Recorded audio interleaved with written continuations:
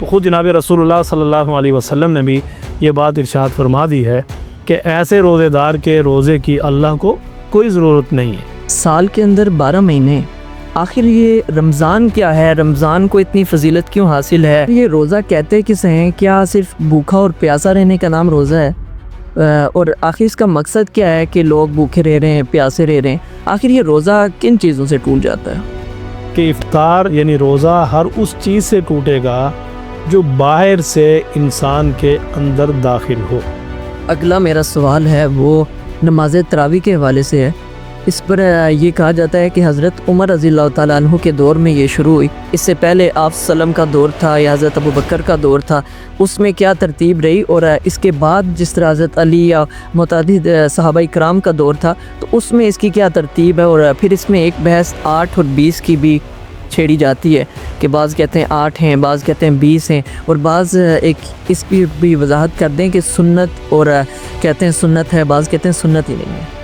عید کا کیا تصور ہے؟ انجینئر محمد علی مرزا، بہت سارے علماء کا ان سے ایک بنیادی اختلاف ہے، تو اس پر تھوڑی سی آپ کی ان کے بارے میں کیا رائے ہے؟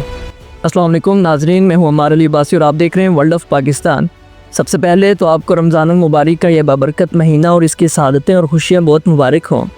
یہ اللہ تعالیٰ کا بہت بڑا احسان ہے کہ اللہ تعالیٰ نے ہمیں اپنی خاص عطا سے یہ مہینہ اپنی زندگی میں پھر نصیب ہوا، اور ہم اللہ تعالیٰ سے دعا کرتے ہیں کہ اس مہینے میں ہمیں زیادہ سے زیادہ عبادات کرنے، اعمال کرنے، اور اس مہینے کو ہمارے لیے کامل بخشش و مغفرت کا ذریعہ بنائیں۔ تو بہت کر لی دنیا کی باتیں، بہت کر لیے دنیا کے مسائل ڈسکس، ہم نے سوچا کیوں نہ اس رمضان المبارک کے بابرکت مہینے کو قیمتی بنایا جائے اور اس میں زیادہ سے زیادہ عبادات کی جائیں، اعمال کیے جائیں، اور سیکھنے سکھانے کا عمل کیا جائے۔ اسی سلسلے میں ہم نے ایک رمضان اسپیشل پوڈ کاسٹ سیریز کا آغاز کیا ہے، جس میں ہم مختلف اسلامک اسکالرز کے پاس جائیں گے، ان سے دینی سوالات جو آپ پوچھیں گے اور ان سے رہنمائی حاصل کریں گے۔ تو آج کی ہماری اس پوڈ کاسٹ کے آغاز کے لیے ہمارے ساتھ ہمارے مہمان موجود ہیں، جو کہ مفتی حفیظ الرحمان صاحب، جو جامعہ مسجد عثمانیہ ڈوکا لخان راولپنڈی کے خطیب بھی ہیں، مدرسہ سراج العلوم کے معتمم بھی ہیں، اور مختلف مدارس میں درس بھی دیتے ہیں۔ تو السلام علیکم ورحمۃ اللہ وبرکاتہ۔ وعلیکم السلام ورحمۃ اللہ وبرکاتہ۔ سب کیسے ہیں آپ؟ ٹھیک ہیں جی، اللہ کا کرم ہے، اللہ کا احسان ہے جی۔ سب سے پہلے تو آپ کا بہت بہت شکریہ کہ آپ نے اپنے قیمتی وقت میں سے ہمیں وقت دیا۔ جزاک اللہ۔ تو آج کی ہم اس سیریز کا آغاز کچھ سوال و جواب سے کریں گے۔ میں چاہوں گا کہ آپ اپنا تعارف سے آج کی جو نشست کا آغاز کریں، پھر ہم سوال جواب کی طرف بڑھتے ہیں۔ بسم اللہ الرحمن الرحیم۔ تعارف تو میرا مختصر سا ہی ہے، جس طرح عمار بھائی نے بتلا دیا ہے کہ یہاں پہ مرکزی جامعہ مسجد عثمانیہ کی خطابت ہے، امامت بھی ہے، اور جامعہ علوم اسلامیہ مدنیہ کوری روڈ کے اندر ایک حدیث کی کتاب ہے سنن ابی داؤد، الحمدللہ عرصہ دراز سے اس کی تدریس ہے۔ جامعہ اسلامیہ امدادیہ فیض آباد سے میں فاضل ہوں، اور اللہ کا شکر ہے کہ وہاں پہ مجھے تدریس کا بھی موقع ملا ہے، اور یہاں پہ مدرسہ سراج العلوم بچوں کا بھی ہے اور بچیوں کا بھی ہے، اس کی انتظام کی ذمہ داریاں میرے پاس ہیں۔ اللہ تعالیٰ سے دعا ہے کہ یہ ساری کاوشوں کو اللہ قبول فرما کر ہماری نجات کا ذریعہ بنا دے۔ سب سے پہلے سوال سے میں آغاز کروں گا کہ سال کے اندر 12 مہینے، آخر یہ رمضان کیا ہے؟ رمضان کو اتنی فضیلت کیوں حاصل ہے؟ مختلف آرائیں اس کے اندر، بعض کہتے ہیں رحمتوں کا مہینہ ہے، بعض کہتے ہیں برکتوں کا ہے، قرآن کا مہینہ ہے۔ تو آخر مسلمانوں کے لیے اس مہینے کو اتنا مقدس کیوں مانا جاتا ہے، اور اس مہینے کو باقی مہینوں سے اتنی زیادہ فضیلت کیوں حاصل ہے؟ بسم اللہ الرحمن الرحیم۔ بنیادی طور پر اللہ تعالیٰ نے انسان کی جو تخلیق کا مقصد قرآن کریم کے اندر بیان فرمایا ہے، وہ یہ ہے کہ وما خلقت الجن والانس الا لیعبدون، کہ میں نے انسانوں اور جنوں کو اپنی عبادت کے لیے پیدا کیا ہے۔ تو گویا انسان کی تخلیق کا مقصد صرف اور صرف اللہ کی عبادت ہے۔ عبادت دو قسم کی ہوتی ہے، ایک وہ عبادت ہوتی ہے جو براہ راست عبادت کہلاتی ہے، جس کی وضع ہی اللہ تعالیٰ نے عبادت کے لیے کی ہو، جس طرح نماز ہے، روزہ ہے، حج ہے، زکوٰۃ ہے۔ یہ وہ عبادات ہیں جو براہ راست عبادت ہیں، بلا واسطہ عبادت ہے۔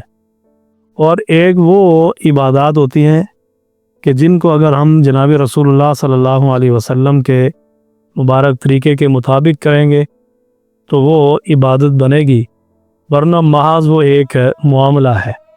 جس طرح ہم کاروبار کرتے ہیں، ہم کھانا پینا کرتے ہیں، کپڑے پہنتے ہیں اور بہت سارے دنیا کے کام کاج کرتے ہیں، تو وہ ہم اپنی ضرورت کی بنیاد پر کرتے ہیں، لیکن اگر وہ حضور نبی کریم صلی اللہ علیہ وسلم کے مبارک طریقے کے مطابق کیے جائیں تو اللہ کے ہاں وہ بھی عبادت بن جاتی ہے۔ 11 مہینوں میں ہم عبادات جو اصل وضع کے اعتبار سے عبادات ہیں وہ بھی کرتے ہیں، لیکن اس میں بہت کمی ہوتی ہے۔ نماز پڑھ لی، کبھی چھوڑ دی، قرآن پاک کی تلاوت کبھی کر لی، کبھی اس کا ناغہ ہو جاتا ہے۔ باقاعدہ طور پر پوری لگن کے ساتھ ہم عبادات میں بہت کوتاہی کرتے ہیں۔ زیادہ تر ہماری جو مصروفیت رہتی ہے وہ دنیا کے کاموں میں ہم لگ جاتے ہیں، دنیا کے کاموں میں مصروف رہتے ہیں۔ کوئی کاروبار میں لگا ہوا ہے، کوئی کھیتی باڑی میں لگا ہوا ہے، کوئی کسی انداز سے مصروف ہے، کوئی کسی انداز میں مصروف ہے۔ تو اللہ تعالیٰ نے ہم مسلمانوں پر یہ خاص فضل فرمایا کہ رمضان المبارک جیسا بابرکت اور مقدس ترین مہینہ ہمیں عطا فرمایا کہ تاکہ ہم دنیا کے کام کاجوں کو چھوڑ کر یا کم از کم ان کو کم کر کے زیادہ سے زیادہ ہم اپنی تخلیق کے مقصد کی طرف آئیں اور ہم زیادہ سے زیادہ اللہ کی عبادت کریں، تاکہ جس مقصد کے لیے اللہ تعالیٰ نے ہمیں پیدا کیا ہے ہم اس مقصد میں کسی حد تک کامیاب ہو جائیں۔ آپ نے دیکھا ہوگا کہ اگر ایک جانور کو ہم خریدتے ہیں اور ہمارا مقصد یہ ہے کہ یہ دودھ دے گا، لیکن اگر وہ دودھ دینا بند کر دے تو اس کو ہم قصائی کے حوالے کر دیتے ہیں، وہ اس کو ذبح کر کے اس کا گوشت استعمال کرتے ہیں۔ اس کو ہم نے دوبارہ قصائی کے حوالے کیوں کیا؟ کہ جس مقصد کے لیے ہم نے وہ جانور خریدا تھا وہ مقصد ہمیں حاصل نہیں ہو رہا۔ اسی طرح آپ یہ پنکھا دیکھ رہے ہیں، یہ ہم نے اس لیے لگایا ہوا تاکہ یہ ہوا دے گا۔ جو ہی اس کی ہوا میں کمی آتی جائے گی تو اس کی قیمت میں بھی کمی آتی جائے گی۔ بالآخر ایک وقت ایسا آئے گا کہ یہ پنکھا کہلانے کے قابل نہیں ہوگا، بلکہ ہم اس کو کباڑ خانے میں جا کر بیچیں گے۔ کیوں؟ کہ جس مقصد کے لیے ہم نے پنکھا لیا تھا وہ مقصد پورا نہیں ہو رہا۔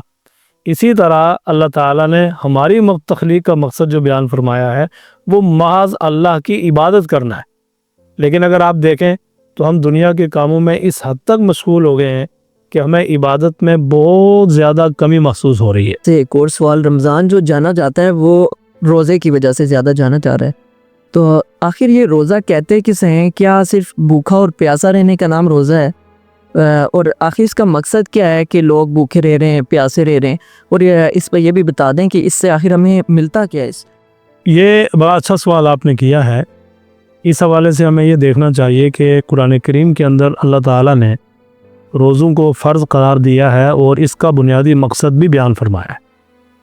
فرمایا کہ یا ایھا الذین آمنوا کتب علیکم الصیام کما کتب علی الذین من قبلکم لعلکم تتقون، کہ اے ایمان والو تمہارے اوپر روزوں کو فرض کیا گیا ہے جیسا کہ تم سے پہلے لوگوں پر یہ روزے فرض کیے گئے تھے تاکہ تم متقی بن جاؤ، تاکہ تمہارے اندر تقوی آ جائے۔ بس اوقات یہ ذہن میں آتا ہے کہ یہ کھانے پینے سے ہمیں کیوں روکا جا رہا ہے؟ کیا نعوذ باللہ اللہ کے خزانوں میں کوئی کمی آ گئی؟ اس کا جواب خود پیارے محبوب صلی اللہ علیہ وسلم نے بیان فرمایا اور ہم اپنے مشاہدے میں دیکھ بھی رہے ہیں۔ فرمایا کہ رمضان کے بابرکت مہینے میں ایک مومن کا رزق بڑھا دیا جاتا ہے، اور ہم اپنے مشاہدے میں دیکھتے ہیں کہ ہم عام دنوں میں اتنا نہیں کھاتے اور ایسی نعمتیں نہیں استعمال کر رہے جو اللہ تعالیٰ رمضان میں ہمیں کھلاتا ہے۔ سحری کے اوقات میں، افطاری کے اوقات میں، رات کے وقت میں بڑی بہترین نعمتیں اللہ ہمیں کھلاتا ہے۔ رزق تو بڑھ گیا، لیکن یہ جو کھانے پینے سے ہمیں روکا جا رہا ہے تاکہ ہمارے اندر تقوی پیدا ہو جائے۔ تقوی کیا ہے؟ تقوی کا بنیادی مقصد یہ ہے، معنی یہ ہے کہ ہمارے دلوں کے اندر اللہ کا ڈر، اللہ کا خوف پیدا ہو جائے۔ تقوی کے اندر دو چیزیں ہیں، ایک چیز ہوتی ہے کہ ہم اللہ کی عبادت کثرت کے ساتھ کریں، اور دوسرا یہ ہے کہ ہم اللہ کی اور اللہ کے رسول صلی اللہ علیہ وسلم کی نافرمانیوں سے اپنے آپ کو بچا لیں۔ یہ تقوی کا بنیادی معنی ہے۔ اور پھر خود جناب رسول اللہ صلی اللہ علیہ وسلم نے بیان فرمایا کہ جو آدمی روزہ رکھ کر گناہ کرتا ہے وہ گناہ نہیں چھوڑتا، غیبت نہیں چھوڑتا، اور بہت سارے گناہ کر رہا ہے، آنکھوں کا استعمال غلط کر رہا ہے، کانوں کا استعمال غلط کر رہا ہے، زبان کا استعمال غلط کر رہا ہے، تو جناب رسول اللہ صلی اللہ علیہ وسلم نے فرمایا ایسے آدمی کے روزے کی اللہ کو کوئی ضرورت نہیں ہے۔ کہ صرف بھوکا پیاسا رکھنا مقصود نہیں تھا، بلکہ اس سے ایک خاص مقصد حاصل ہونا تھا، وہ تقوی ہے۔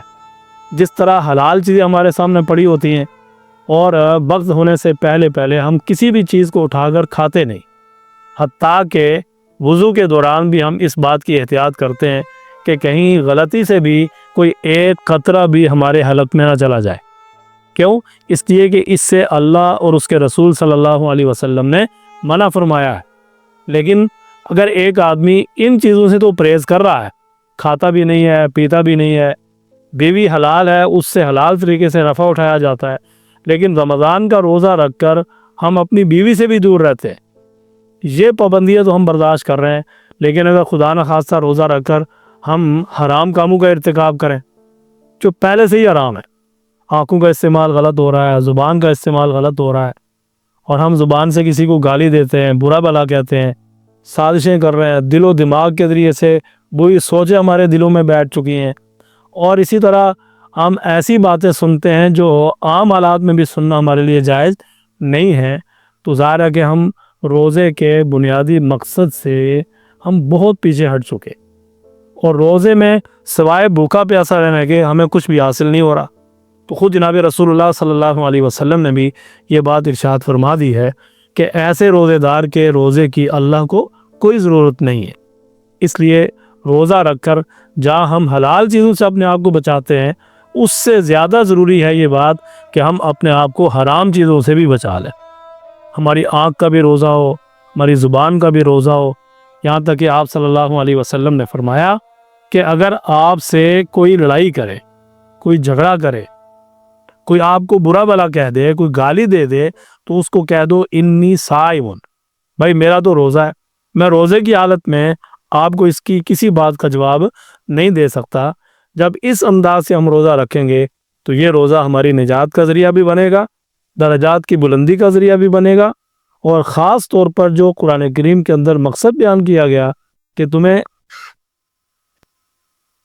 تقوی حاصل ہو جائے گا، تو اس روزے سے ہم اس مقصد میں بھی انشاءاللہ کامیاب ہو جائیں گے۔ اچھا مصعب، اگلا میرا سوال روزے کے حوالے سے یہ ہے کہ رمضان میں یہ ہم لوگوں کو بہت زیادہ مسئلہ پیش آتا ہے، بعض دفعہ چوٹ لگ گئی ہے، خون نکل آیا ہے، یا بعض دفعہ الٹی ہو گئی، قے ہو گئی، یا اس پر مختلف آرائیں، کچھ کہتے ہیں جی انجیکشن لگانے سے، یہ عوام میں نا ہر ایک اپنے اپنے طور پر پھیلی ہوئی چیزیں کہ آخر یہ روزہ کن چیزوں سے ٹوٹ جاتا ہے؟ اس میں بنیادی طور پر یہ بات سمجھنے کی ہے کہ افطار کا ایک معنی فقہا نے بیان فرمایا ہے کہ الافطار مما دخل لا مما خرج، کہ افطار یعنی روزہ ہر اس چیز سے ٹوٹے گا جو باہر سے انسان کے اندر داخل ہو، جو اندر سے باہر کی طرف آئے گی اس سے روزہ نہیں ٹوٹتا ہے۔ اور پھر اندر داخل ہونے کے لیے بھی وہ خاص جگہ ہیں جن کے ذریعے سے کوئی بھی کھانے پینے کی چیز، خوراک، کوئی طاقت کی چیز انسان کے معدے تک پہنچتی ہے۔ لہذا جو مسامات ہیں ہمارے جسم کے اندر، چھوٹے چھوٹے سوراخ ہوتے ہیں پورے جسم میں، آپ نے دیکھا ہوگا گرمی کے موسم میں پسینہ نکلتا ہے، تو یہ انہی مسامات کے ذریعے سے نکلتا ہے۔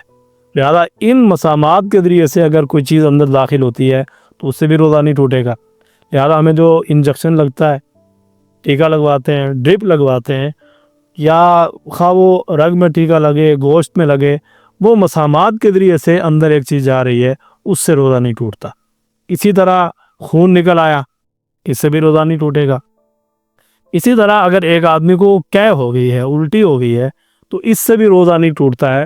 اس میں بہت زیادہ خرابی یہ پیدا ہوتی ہے کہ اسپتال میں جا کر ایک آدمی علاج کروا رہا ہے بیماری کا، اور وہاں الٹی ہو گئی، یا اس نے جا کر کسی ڈاکٹر کو، لیڈی ڈاکٹر کو، نرس والا کو بتلایا کہ مجھے تو الٹی ہوئی ہے، اور وہ فوراً فتویٰ دے دیتے ہیں کہ جی آپ کا تو روزہ ٹوٹ گیا، حالانکہ قے سے روزہ نہیں ٹوٹتا، صرف دو صورتوں میں قے سے روزہ ٹوٹتا ہے۔ ایک تو یہ ہے کہ جان بوجھ کر قے کی جائے، نمبر دو یہ ہے کہ قے ہوئی تو خود ہے، باہر آئی اور وہیں سے انسان نے جان بوجھ کر دوبارہ اندر کر لی، نگل لی، تو ان دو صورتوں میں تو روزہ ٹوٹے گا۔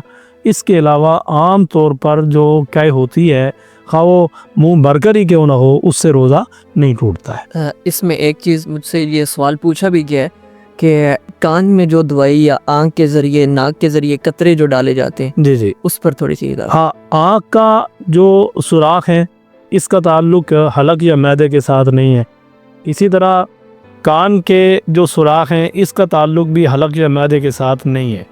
لہذا اگر ایک آدمی نے آنکھوں میں دوائی ڈالی، اگرچہ اس کا کچھ اثر حلق میں محسوس بھی کیوں نہ ہو، اس کے باوجود اس سے روزہ نہیں ٹوٹے گا۔ البتہ ناک میں دوائی ڈالنے سے روزہ ٹوٹ جاتا ہے، اس لیے کہ ناک کے سوراخوں کا تعلق جو ہے وہ حلق اور معدے کے ساتھ ہے، اور اس کے ذریعے سے اس کو ایک تقویت مل رہی ہے جو روزے کے منافی ہے، لہذا اس سے روزہ ٹوٹ جائے گا۔ اگلا میرا سوال ہے وہ نماز تراویح کے حوالے سے ہے۔ اس پر یہ کہا جاتا ہے کہ حضرت عمر رضی اللہ تعالیٰ عنہ کے دور میں یہ شروع ہوئی، تو بہت لوگ یہ بات پوچھتے ہیں، بہت بحث مباحثے بھی ہوتے ہیں کہ اس سے پہلے، میں چاہوں گا آپ تھوڑا بیان کر دیں کہ اس سے پہلے آپ سلم کا دور تھا یا حضرت ابوبکر کا دور تھا، اس میں کیا ترتیب رہی، اور اس کے بعد جس طرح حضرت علی یا متعدد صحابہ کرام کا دور تھا تو اس میں اس کی کیا ترتیب ہے، اور پھر اس میں ایک بحث 8 اور 20 کی بھی چھیڑی جاتی ہے کہ بعض کہتے ہیں 8 ہیں، بعض کہتے ہیں 20 ہیں، اور بعض ایک اس پہ بھی وضاحت کر دیں کہ سنت، اور کہتے ہیں سنت ہے، بعض کہتے ہیں سنت ہی نہیں ہے۔ خود جناب رسول اللہ صلی اللہ علیہ وسلم کا ایک مبارک ارشاد ہے، فرمایا کہ اللہ تعالیٰ نے یہ مبارک مہینہ ہمیں عطا فرمایا، یہ بابرکت بھی ہے اور عظیم مہینہ ہے، اس کے دن کے روزے کو اللہ نے فرض قرار دیا ہے اور رات کے قیام کو سنت قرار دیا گیا ہے۔ تو تراویح جو ہے یہ سنت مؤکدہ ہے، ہر ایک کے لیے لازم ہے کہ اس کو ادا کرے، لیکن یہ فرض یا واجب نہیں ہے۔ البتہ خود جناب رسول اللہ صلی اللہ علیہ وسلم نے 3 دن جو ہے یہ تراویح کی نماز ادا فرمائی، اور اس کے بعد جب آخری رات اب تشریف لائے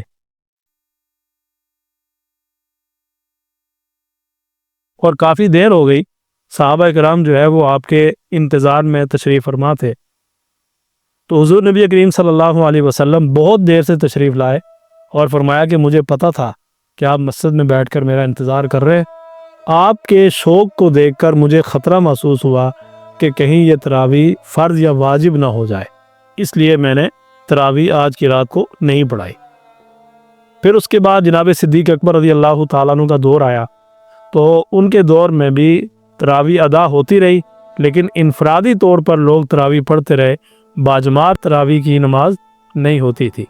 پھر حضرت عمر رضی اللہ تعالیٰ عنہ جب تشریف لائے، دیکھا کہ کچھ لوگ وہاں پر کھڑے ہو کر تراویح پڑھ رہے ہیں، کچھ وہاں پر کھڑے ہیں، کچھ مختلف جگہوں پہ تراویح کی نماز ہو رہی ہے، تو آپ نے حضرت ابی بن کعب رضی اللہ تعالیٰ عنہ، جو صحابہ کرام میں سب سے بڑے قاری تھے اور بہت خوبصورت انداز سے قرآن پاک پڑھا کرتے تھے، تو حضرت عمر رضی اللہ تعالیٰ عنہ نے ان سارے لوگوں کو، مسلمانوں کو، صحابہ کرام کو ایک امام کے پیچھے جمع فرما دیا، اور اس کے بعد سے ایک مستقل ترتیب چلی کہ تراویح 20 رکعت پڑھی جائے اور اس میں قرآن پاک کی تلاوت کی جائے اور پورا قرآن پاک پڑھا جائے۔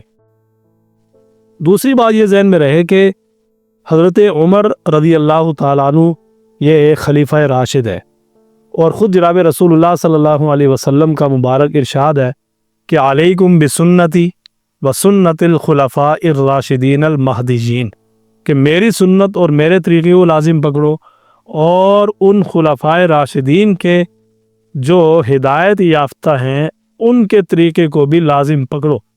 گویا اگر ایک آدمی کسی خلیفہ راشد کے طریقے کو اپناتا ہے تو گویا کہ اس کا بھی جو مقام اور مرتبہ ہے بالکل وہی ہے جو حضور نبی کریم صلی اللہ علیہ وسلم کی مبارک سنت کا ہے۔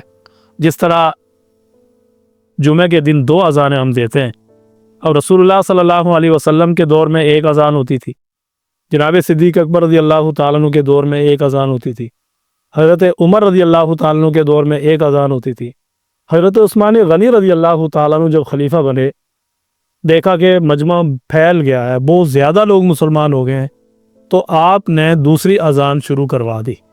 تو یہ دوسری اذان جو ہے یہ پیارے محبوب صلی اللہ علیہ وسلم کے دور میں بھی نہیں ہے، حضرت صدیق اکبر کے دور میں بھی نہیں ہے، حضرت فاروق اعظم کے دور میں بھی نہیں ہے رضی اللہ تعالیٰ عنہ، یہ شروع ہوئی ہے حضرت عثمان غنی رضی اللہ تعالیٰ عنہ کے دور میں۔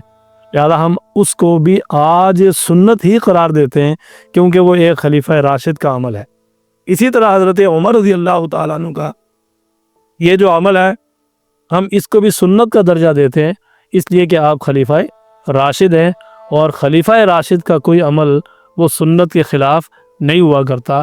اس بنیاد پر یہ 20 رکعت تراویح ہے، اور باقاعدہ طور پر حضرت عمر رضی اللہ تعالیٰ عنہ کے دور سے باجماعت شروع ہوئی ہے۔ پہلے پڑھتے تھے 20 ہی پڑھتے تھے، لیکن انفرادی طور پر پڑھتے تھے۔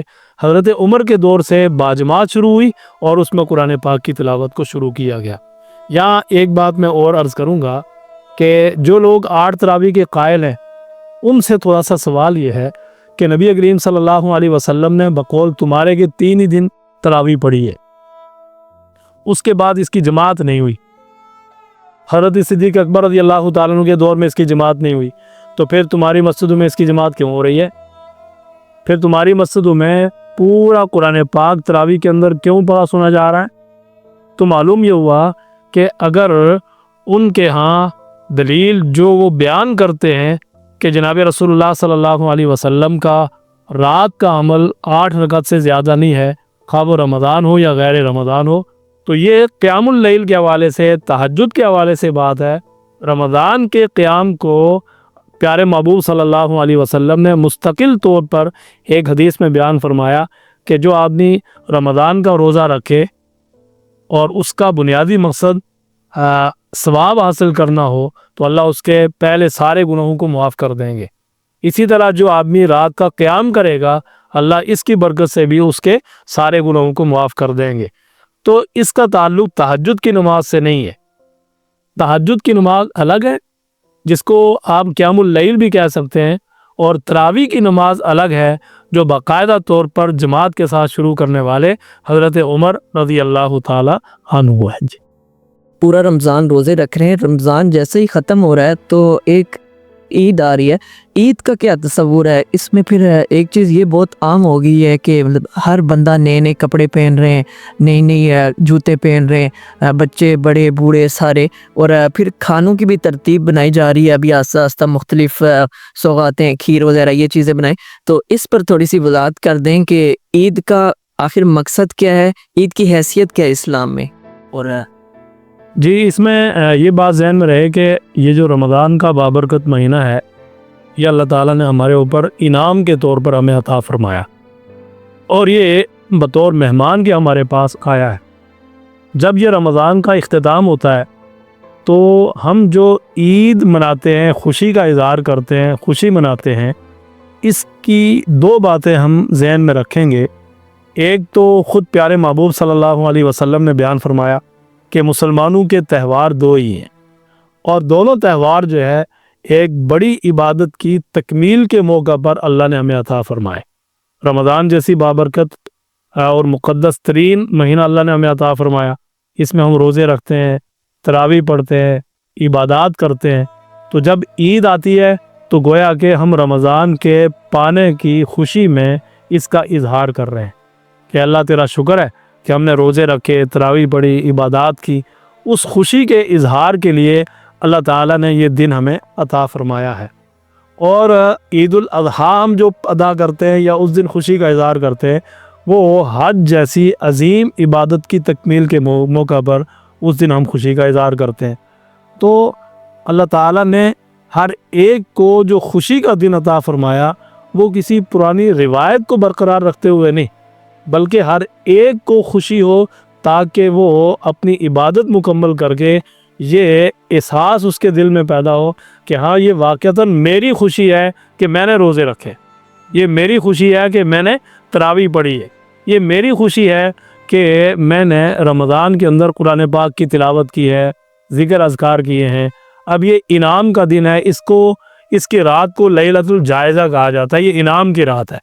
اس میں اللہ تعالیٰ مسلمانوں کو انعام عطا فرماتے ہیں، اور عید کی نماز کے وقت اللہ تعالیٰ کی طرف سے یہ اعلان ہوتا ہے کہ اے میرے بندو جاؤ، میں نے تم سارے لوگوں کی مغفرت کا فیصلہ فرما دیا ہے.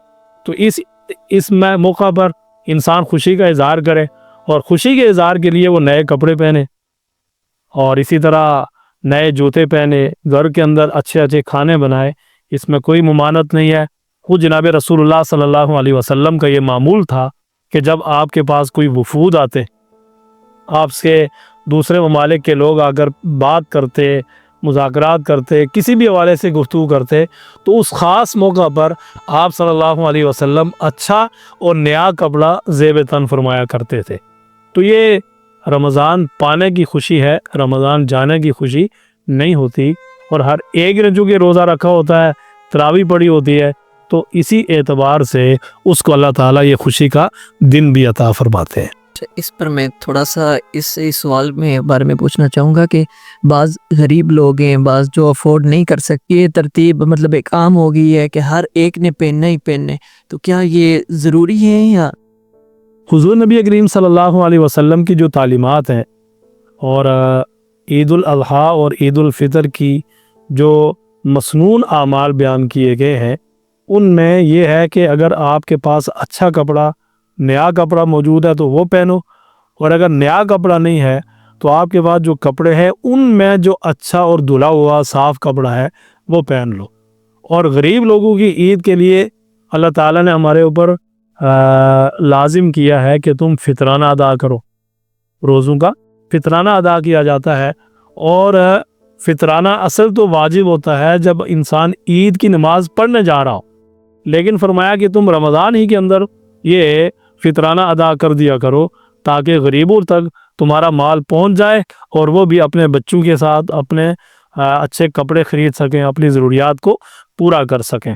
تو اس وجہ سے مسلمانوں کو جو امراء ہیں ان کو حکم دیا گیا کہ تم اپنے مال سے فطرانہ ادا کر کے ان غریبوں کے ساتھ بھی تعاون کرو تاکہ وہ بھی اس خوشی کے اندر شریک ہو جائے.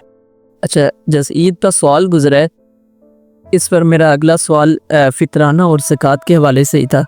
ایک تو فطرانے کی تھوڑی ترتیب بتا دیں کہ کتنا ہے، اور پھر زکوٰۃ کو بھی مختصر طور پر بیان کریں. فطرانہ جو صاحب نصاب انسان ہوتا ہے، جس پر زکوٰۃ واجب ہوتی ہے، اس پر فطرانہ بھی واجب ہوتا ہے. اور فطرانہ صرف اپنی طرف سے نہیں ہوتا بلکہ اپنی نابالغ اولاد کی طرف سے بھی واجب ہوتا ہے، یا آپ کے متحد جو لوگ کام کر رہے ہیں، مثلا پہلے دور میں غلام ہوا کرتے تھے، ان کی طرف سے بھی انسان فطرانہ ادا کرتا ہے. اور فطرانے کے اندر 3-4 چیزیں خود جناب رسول اللہ صلی اللہ علیہ وسلم نے بیان فرمائی، اور آپ کے مبارک دور میں ان چیزوں کے ساتھ فطرانہ ادا کیا جاتا تھا. جو غریب لوگ ہوتے ہیں، یعنی بہت زیادہ امیر نہیں ہوتے، تو ان کی استطاعت کے مطابق جو فطرانہ واجب کیا گیا ہے وہ گندم کے حساب سے ہے. وہ 2 کلو احتیاطاً اس حساب سے فطرانہ ادا کیا جائے. اس وقت 250 روپے یا 240 روپے کے حساب سے ہر انسان پر فطرانہ کو واجب قرار دیا گیا ہے گندم کے حساب سے. اور اگر اللہ تعالیٰ نے اس کو مزید استطاعت دی ہوئی ہے تو وہ 3.5 کلو کھجور کے حساب سے ادا کرے، جو کے اعتبار سے ادا کرے، یا 3.5 کلو کشمش کے اعتبار سے وہ اپنا فطرانہ ادا کر سکتا ہے. اسی طرح اگر کسی آدمی کا روزہ قضا ہو گیا اور وہ ایسا بیمار ہے بڑھاپے کی وجہ سے یا ایسی بیماری کی وجہ سے کہ بعد میں بھی وہ روزہ نہیں رکھ سکتا، تو وہ اس روزے کی قضا کر نہیں سکتا، لہذا اس کی طرف سے فدیہ ادا کرے گا. اور روزے کا فدیہ بھی اتنا ہی ہے جتنا اس پر فطرانہ واجب ہوتا ہے. تو ہر انسان اپنی استطاعت کے مطابق، جس طرح ایک آدمی چھوٹا موبائل رکھتا ہے، ایک آدمی جو ہے وہ بہت مہنگا ترین موبائل رکھتا ہے، اس کا اپنا سٹیٹس ہے، اسی حساب سے وہ فطرانہ بھی ادا کرے. جو امراء ہیں جن کو اللہ نے خوب دیا ہوا ہے تو وہ کشمش کے حساب سے ادا کریں، وہ کھجور کے حساب سے ادا کریں، تاکہ زیادہ سے زیادہ غرباء کا فائدہ ہو. اور جو متوسط قسم کے لوگ ہیں، غریب قسم کے لوگ ہیں لیکن ہیں وہ صاحب نصاب، تو وہ گندم کے حساب سے فطرانہ ادا کر سکتے ہیں. اور روزے کی قضا نہ کرنے کی صورت میں فدیہ بھی اسی ترتیب سے ادا کیا جائے گا۔ میں چاہوں گا کہ آپ تھوڑا سا زکوٰۃ پر، ویسے تو لمبا ٹاپک ہے لیکن مختصراً تو اس پر ایک سوال یہ بھی پچھلے عرصے میں ہی آیا تھا، کسی نے ہمارے ناظرین میں سے ہی پوچھا کہ ایک تو 7.5 تولے کی وہ جو ہے ترتیب، ایک بندے کے پاس اگر سونا کم ہے لیکن باقی اس کے پاس پیسے ہیں تو اس پر تھوڑی سی وضاحت کر دیں۔ زکوٰۃ چونکہ فرض ہے اور اس کا اللہ تعالیٰ نے قرآن کریم کے اندر بہت ساری جگہوں پر بیان فرمایا ہے، اقیم الصلاۃ و آتوا الزکاۃ، نماز قائم کرو اور زکوٰۃ ادا کرو۔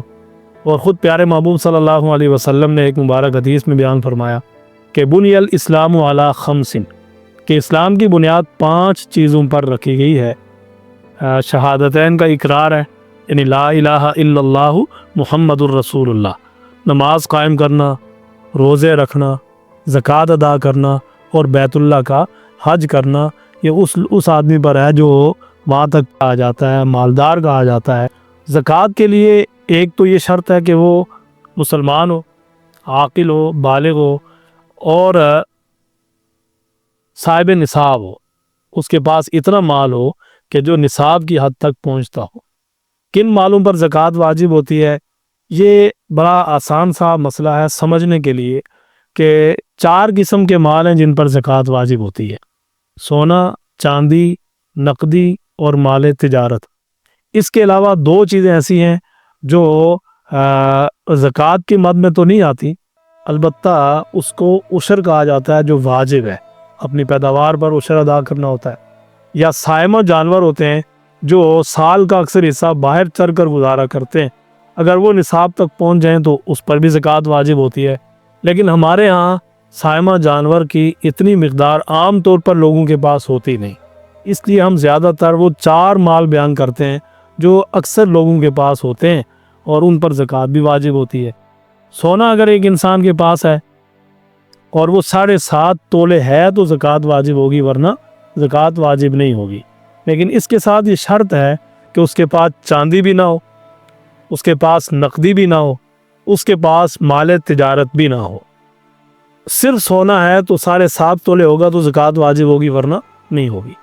اسی طرح چاندی ہے تو 52.5 تولے چاندی ہوگی، اس کے برابر مالیت ہوگی، اس پر زکوٰۃ واجب ہے۔ مال تجارت ہے یا نقدی ہے، اس کی مالیت 52.5 تولے چاندی کے برابر پہنچتی ہو یا اس سے زیادہ ہو تو اس پر بھی زکوٰۃ واجب ہوگی۔ اس وقت جو سب سے بڑا اہم مسئلہ ہے جو سمجھنے کا ہے وہ یہ ہے، اور عام طور پر ہماری جو مستورات ہیں، ہماری مائیں، بہنیں، بچیاں جن کے پاس زیورات کی شکل میں سونا پڑا ہوتا ہے لیکن وہ 7.5 تولے سے کم ہوتا ہے، اگر جو ان کے پاس پیسہ بھی ہوتا ہے یا کچھ اور بھی ہو تو وہ زکوٰۃ ادا نہیں کرتے، اس کے لیے وہ سمجھتی ہیں کہ 7.5 تولے ہوگا تو زکوٰۃ واجب ہوگی، ورنہ نہیں ہوگی۔ یہ بہت بڑی غلط فہمی ہے۔ یہ بات ذہن میں رہے کہ اگر ایک آدمی کے پاس سونا ہے اور اس کے پاس اگر تھوڑی سی مقدار میں بھی نقدی موجود ہو تو پھر اعتبار سونے کے نصاب کا نہیں ہوگا، پھر اس کا اعتبار چاندی کے حساب سے ہوگا کہ 52.5 تولے چاندی کی مالیت کے برابر اس کے پاس مال تو ہے۔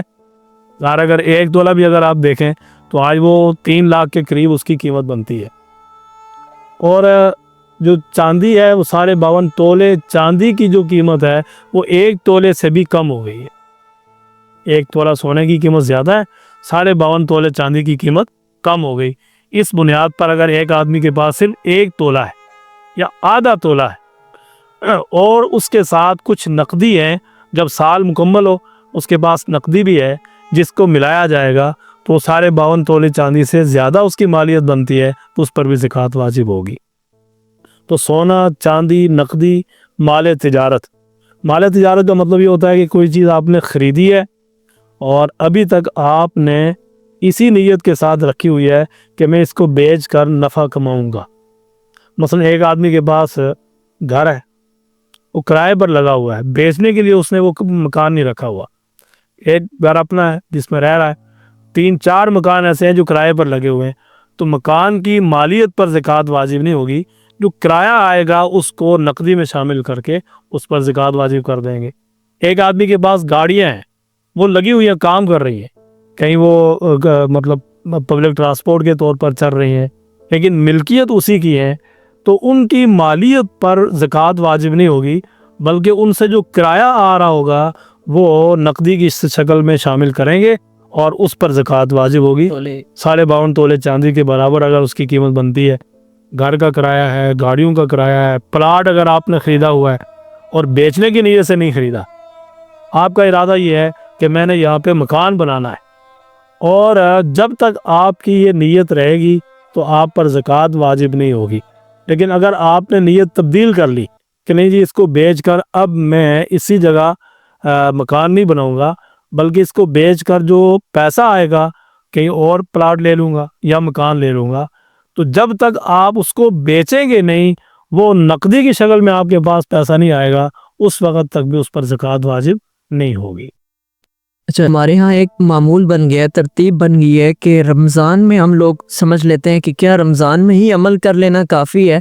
ہم عام طور پر بھی دیکھتے ہیں کہ مساجد میں رمضان میں تو رش لگی ہوئی ہے، لیکن جیسے ہی رمضان ختم ہوا ہے تو عبادات میں اعمال میں کمی آ جاتی ہے، تو اس پر تھوڑی سی ترغیب۔ جی، اس میں یہ چیز تو ذہن میں رکھنی چاہیے کہ روزے کا جو بنیادی مقصد ہے وہ تقویٰ کا حصول ہے، اور تقویٰ کا تعلق صرف ایک مہینے کے ساتھ نہیں ہوتا۔ یوں سمجھیے کہ یہ ایک مہینہ جو ہے یہ اللہ تعالیٰ نے مشق کے طور پر ہمیں عطا فرمایا کہ ہم سامنے حلال چیز رکھ کر بھی اس کے قریب جانے کے لیے تیار نہیں ہیں، کہ اللہ کا حکم نہیں ہے۔ تو غیر رمضان میں بھی ہمارے اندر یہ بات موجود رہنی چاہیے کہ جو اللہ تعالیٰ نے حرام کی ہوئی چیزیں ہیں ہم ان کے قریب نہ جائیں۔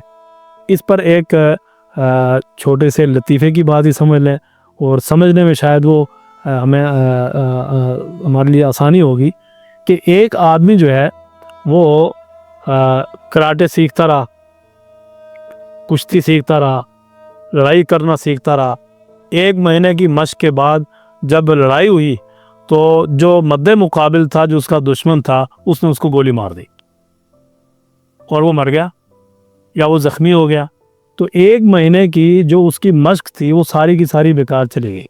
اسی طرح اگر ایک آدمی، ہم مسلمان جتنے بھی ہیں، رمضان کے اندر روزہ رکھتے ہیں، تراویح پڑھتے ہیں، نیک اعمال کرتے ہیں، اور یہ مشق ہوتی ہے تاکہ ہم آئندہ غیر رمضان میں بھی اسی انداز سے نماز مسجد میں آ کر پڑھیں، باجماعت انداز سے پڑھیں، قرآن پاک کے ساتھ ہمارا تعلق ہو، وظائف کریں، ذکر اذکار کریں، اللہ کو یاد کیا کریں، دعائیں کیا کریں۔ رمضان میں تہجد کا ایک ماحول بنتا ہے، تو غیر رمضان میں بھی ہم تہجد کا اہتمام کر لیا کریں۔ لیکن مسئلہ یہ ہے کہ جو ہی یہ مہینہ ختم ہوا اور شیطان آزاد ہوا تو ہم بھی شیطان کے چنگل میں پھنس جاتے ہیں اور اعمال سے بالکل دور ہو جایا کرتے ہیں۔ اور بہت زیادہ دور کی بات بھی نہیں ہے، عین جو چاند رات ہوتی ہے اس دن بھی عشاء کی نماز میں لوگ پورے نہیں آتے، اور اس کے بعد رات کو بھی بازار بھرے ہوئے ہیں، دوسرے دن فجر کی نماز میں بھی کم، عید میں سارے آئیں گے، پھر اس کے بعد ظہر، عصر، مغرب، عشاء، جتنے جتنے دن آگے جاتے جائیں گے ہم ان اعمال سے دور ہوتے جائیں گے۔ حالانکہ رمضان کا جو بنیادی مقصد تھا وہ یہ تھا کہ ہم اللہ کی عبادت میں مستقل طور پر لگیں، لیکن ان اعمال میں ہم کمی کر لیتے ہیں، بہت زیادہ کوتاہی کر لیتے ہیں۔ یہ انداز ٹھیک نہیں ہے۔ ناظرین سے یہی گزارش ہوگی کہ رمضان کے اندر ہم جو اپنی عادت بنا لیتے ہیں روزہ رکھنے کی، تراویح پڑھنے کی، ذکر اذکار کی، قرآن پاک کی تلاوت کی، تو یہ غیر رمضان میں روزہ تو نہیں رکھیں گے، تراویح بھی نہیں پڑھیں گے، لیکن اگر اتنا کر لیا جائے کہ تراویح 20 رکعت ہم رمضان میں پڑھتے ہیں تو غیر رمضان میں عشاء کی نماز کے ساتھ 4 رکعت جو ہے صلاۃ اللیل کی نیت سے پڑھ لیں۔ حدیث میں آتا ہے کہ اس کا بڑا مقام اور مرتبہ ہے۔ ایک بڑے عالم نے یہ بات بیان فرمائی کہ نفلی عبادات میں سب سے عام جو عبادت ہے وہ صلاۃ اللیل کی عبادت ہے۔ ٹوٹل 4 رکعت نفل نماز پڑھ لیں تو یہ بھی تہجد کے قائم مقام ہے۔ پھر تہجد میں ہم اٹھتے ہیں رمضان میں، تو غیر رمضان میں بھی ہم تھوڑا سا اس کا اہتمام کر لیں کہ ہم جو ہے وہ تہجد کی نماز بھی پڑھ لیں۔ قرآن پاک رمضان کے اندر بہت زیادہ پڑھتے ہیں، چلو اتنا نہ صحیح لیکن اتنا تو معمول بنا لیا جائے کہ غیر رمضان میں کم از کم 1 سپارہ تلاوت کرنے کا معمول بنا لیں، تو انشاءاللہ ہمارا دائمی تعلق جو ہے وہ قرآن پاک کے ساتھ قائم رہے گا۔ ایک نام ابھی موجودہ دور میں ابھرا ہے، انجینئر محمد علی مرزا۔ ویسے تو یہ بہت تفصیلی ٹاپک ہے، اس پر انشاءاللہ آپ کے پاس ہم اسپیشل طور پر آپ سے پھر ایک دفعہ وقت لیں، آپ کے پاس آئیں گے، اس پر مختلف مسائل ہیں، رفع الیدین کے، نمازوں کو جمع کرنے کے، ان پر بات کریں گے۔ ابھی میں چاہوں گا کہ مختصر طور پر آپ بیان کر دیں کہ بہت سارے علماء کا ان سے ایک بنیادی اختلاف ہے، تو اس پر تھوڑی سی آپ کی ان کے بارے میں کیا رائے ہے؟ بہت سے ہاں جی، یہ تو انجینئر محمد علی مرزا صاحب کو ہم بھی سنتے رہتے ہیں، ان کے کلپ دیکھتے رہتے ہیں۔ بنیادی بات یہ ہے کہ ہمارا جو دین ہمیں جناب رسول اللہ صلی اللہ علیہ وسلم کے ذریعے سے ملا ہے، اور درمیان میں واسطہ حضرات صحابہ کرام، آل بیت، ازواج مطہرات، ان حضرات کے ذریعے سے یہ دین ہم تک پہنچا ہے۔ پھر اس کو مدون کرنے والے حضرات فقہاء کرام ہیں کہ انہوں نے اس دین کو مدون کیا، مرتب کیا، اور ہر مسئلے کی وضاحت کے ساتھ اور قرآن و حدیث کے حوالوں کے ساتھ یہ دین ہم تک پہنچایا ہے۔ اب ایک طرف کسی بھی مسئلے میں فقہاء کا اتفاق ہوتا ہے، لیکن یہ جو مرزا صاحب ہیں یہ ان فقہاء سے بھی اختلاف کر جاتے ہیں۔ بسا اوقات ایک حدیث میں ایک بات بیان کی جا رہی ہوتی ہے، لیکن دوسری احادیث میں اس کے خلاف بات ہو رہی ہوتی ہے۔ اب اس میں تطبیق کیسے دی جائے گی کہ یہ حدیث کا ٹاکرا ہو رہا ہے، حدیث میں ایک حدیث میں کچھ بیان کیا جا رہا ہے، دوسری حدیث میں کچھ بیان کیا جا رہا ہے۔ یہ وہ لوگ زیادہ سمجھتے ہیں جن کا تعلق علم کے ساتھ بڑا گہرا تعلق ہوتا ہے، وہ احادیث کو بھی سمجھتے ہیں اور وہ مسائل کی گہرائی میں بھی جا کر مسائل کا استنباط بھی کرتے ہیں۔ وہ ہمارے فقہاء اور محدثین ہیں، ہم ان پر اعتماد کر کے، ان کی تقلید کر کے ہم اس دین پر عمل پیرا ہوتے ہیں۔ لیکن یہ جو صاحب ہیں مرزا صاحب، یہ ان فقہاء سے بھی اختلاف کر جاتے ہیں، اور کسی ایک حدیث کو لے کر بیان کر دیا، یہ نہیں دیکھا کہ دوسری احادیث بھی تو موجود ہے۔ مثلا رفع یدین کی حدیثیں موجود ہے، اس میں کسی کا کوئی اختلاف نہیں ہے، لیکن خود جناب رسول اللہ صلی اللہ علیہ وسلم کا جو معمول ہے، اور آپ کے صحابہ کرام ہی اس کو بیان کرنے والے ہیں۔ حضرت عبداللہ بن مسعود رضی اللہ تعالیٰ عنہ کی یہ بڑی مستند روایت موجود ہے کہ آپ نے فرمایا کہ میں نے آپ صلی اللہ علیہ وسلم کو تکبیر تحریمہ کے وقت رفع یدین کرتے دیکھا، اس کے علاوہ باقی کسی موقع پر میں نے آپ کو رفع یدین کرتے ہوئے نہیں دیکھا۔ تو اس کے راوی حضرت عبداللہ بن مسعود رضی اللہ تعالیٰ عنہ، اور وہ فقیہ صحابی ہیں، تو ظاہر ہے کہ وہ بھی پیارے محبوب صلی اللہ علیہ وسلم کا ایک عمل بیان کر رہے ہیں، تو ایک چیز کو لے کر دوسرے کو بالکل ترک کر دینا، بالکل چھوڑ دینا، یہ جمہور کے منہج اور مزاج کے خلاف ہے۔ اس وجہ سے بنیادی طور پر یہ بات ذہن میں رکھنی چاہیے کہ دین ان لوگوں سے سیکھا جائے جنہوں نے واقعتاً اپنی پوری ترتیب کے ساتھ دین کو سیکھا اور دین کو پڑھا ہو۔ جس نے چند کتابوں کے مطالعے کے بعد دین کو بیان کرنا شروع کر دیا ہو، وہ عالم دین نہیں ہے، اس کی رائے سے اختلاف ہو سکتا ہے، اور وہ اپنے مسائل میں بہت زیادہ غلطی بھی کرتا ہے۔ اس بنیاد پر میں خاص طور پر اپنے نوجوان ساتھیوں سے یہ گزارش کروں گا کہ دین علماء سے سیکھیں، دین فقہاء سے سیکھیں، دین مفتی حضرات سے سیکھیں، انشاءاللہ آپ کی صحیح رہنمائی ہوگی۔ قرآن پاک جو پڑھ نہ سکتا ہو وہ قرآن پاک کی تشریح کیا کرے گا؟ جس کو قرآن پڑھنا نہ آتا ہو وہ اعتراض ان پر کرے کہ جنہوں نے قرآن پاک لکھا ہے۔ تو یہ عقل بھی اس بات کا تقاضا کرتی ہے کہ نہیں، ایسے آدمی سے آپ دین نہ لیں، دین ان سے لیں جنہوں نے قرآن لکھا بھی ہے اور جنہوں نے قرآن سمجھا بھی ہے، اور وہ براہ راست پیارے محبوب صلی اللہ علیہ وسلم سے قرآن سیکھنے اور سمجھنے والے ہیں۔ تو ہمارا بنیادی طور پر تعلق صحابہ کرام، آل بیت کے ساتھ ہوگا، فقہاء اور محدثین کے ساتھ ہوگا، تو انشاءاللہ ہم کبھی گمراہ نہیں ہوں گے۔ تو نوجوان نسل کو خاص طور پر یہی پیغام ہے کہ ہم اپنا تعلق صحابہ کرام، اہل بیت، فقہاء، محدثین اور بڑے وقت کے جو بڑے علماء اور جمہور علماء ہیں ان کے ساتھ اپنا تعلق قائم کریں، تو انشاءاللہ دین کی صحیح رہنمائی بھی ہمیں ملے گی، اور اللہ تعالیٰ ہمیں گمراہی سے بھی بچا کر رکھیں گے۔ وہ سب آخر میں پھر آپ کا بہت بہت شکریہ کہ آپ نے ہمیں اپنے قیمتی وقت میں سے وقت دیا۔ جزاکم اللہ۔ اللہ تعالیٰ سے دعا ہے کہ اللہ تعالیٰ جو کچھ کہا سنا اس پر عمل کرنے کی توفیق عطا فرمائے۔ ہماری اس پوڈ کاسٹ جو رمضان اسپیشل پوڈ کاسٹ سیریز ہے، اس کا مقصد بھی یہی ہے کہ ہم اسلامک اسکالرز کے پاس جائیں اور وہ مسائل ڈسکس کریں جو ہماری کوتاہی کی وجہ سے، غلطیوں کی وجہ سے ہم نہیں جان پاتے، تو وہ ان پر ان اسکالرز کے پاس جایا جائے اور ان مسائل پر ان سے رہنمائی حاصل کی جائے۔ تو ہمارے چینل کو دیکھتے رہیے، ہمارے چینل ورلڈ آف پاکستان کو، اس کو سبسکرائب کرنا، فالو کرنا، شیئر بھی کریں۔ تو انشاءاللہ ملتے ہیں نیکسٹ ویڈیو میں، تب تک کے لیے اللہ حافظ۔